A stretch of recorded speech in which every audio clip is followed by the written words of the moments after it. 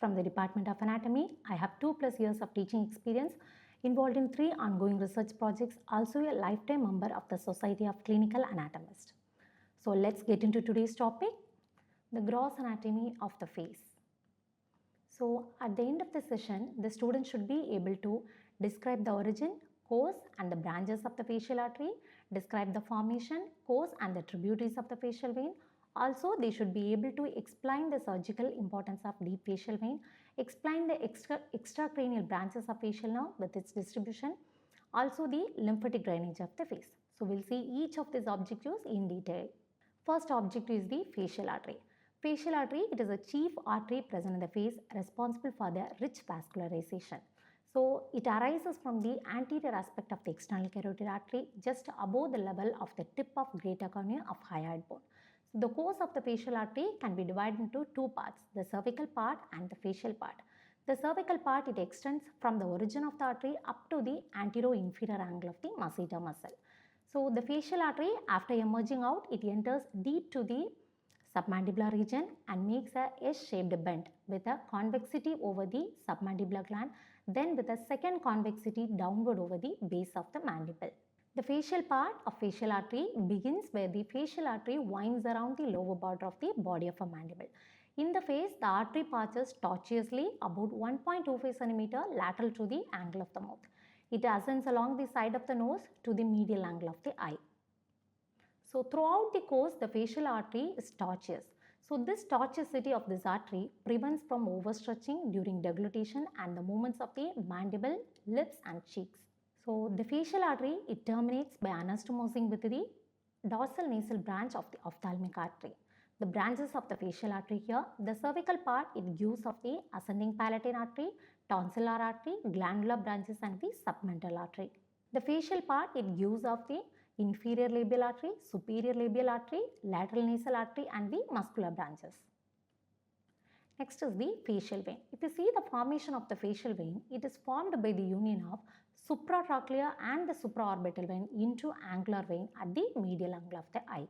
So this angular vein, it runs downwards behind the facial artery as a facial vein and it crosses the submandibular gland superficially, joins with the anterior division of the retromandibular vein to form the common facial vein.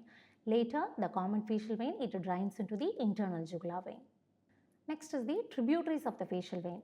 Angular vein, superior labial vein, inferior labial vein, lateral nasal vein and the deep facial vein are the tributaries of the facial vein. Next important topic here is the surgical importance of the deep facial vein. So the deep facial vein, it connects the facial vein with the pterygoid venous plexus. So through the emissary vein, pterygoid venous plexus communicates with the cavernous sinus.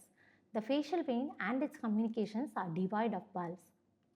So the infections from the dangerous area spreads in a retrograde direction from the facial to the cavernous sinus, leads to meningitis and the cavernous sinus thrombosis. So next is the facial nerve. Its extracranial branches are the terminal branches of the facial nerve. These extracranial branches, it innervates the muscles of facial expression. So through the temporofacial trunk and the cervicofacial trunk. The temporofacial trunk, it gives of temporal branch and the zygomatic branch. The cervicofacial trunk, it gives of upper and the lower buccal branch, marginal mandibular and the cervical branch of facial nerve. Next, distribution of the extracranial branches of the facial nerve. The temporal nerve, it innervates the frontalis muscle, corrugata supercilii and the upper part of orbicularis oculi muscle. The zygomatic branch, it supplies the lower part of orbicularis oculi. The upper buccal branch, it innervates the zygomaticus major, zygomaticus minor muscle, levator angulivoris, levator labii superioris, levator labii superioris alachnesi. Next is the lower buccal branch. It innervates the buccinator and the orbicularis oris muscle. The marginal mandibular branch, it innervates the risorius, depressor angulivoris, depressor labii inferioris and the mentalis muscle. The last is the cervical branch of facial nerve. It innervates the platysma. Next, the applied anatomy is the Bell's palsy. It is a lower motor neuron type of paralysis involving the muscles of facial expressions.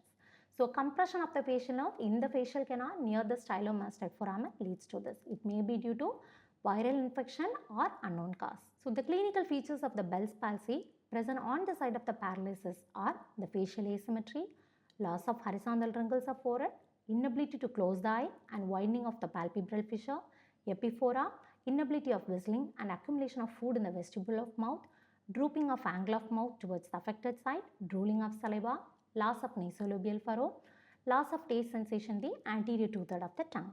Next is the lymphatic drainage of the face. So the face is divided into three lymphatic territory, upper, middle and the lower lymphatic territory. The upper lymphatic territory, it includes the greater part of forehead, lateral half of eyelid, parotid area and the adjoining part of the cheek. So the upper tertiary area, it drains into the pre-auricular group of lymph nodes. Next is the middle territory. It includes the central part of forehead, medial half of eyelid, external nose, upper lip and lateral part of lower lip. Also the medial part of cheek, greater part of lower jaw. So all these areas, it drains into the submandibular group of lymph nodes. Next is the lower lymphatic territory. It includes the central part of lower lip and the chin. So all this drains into the submental group of lymph nodes. So we have reached the end of the session. Hope you find this topic is useful. See you all in the next session. Thank you.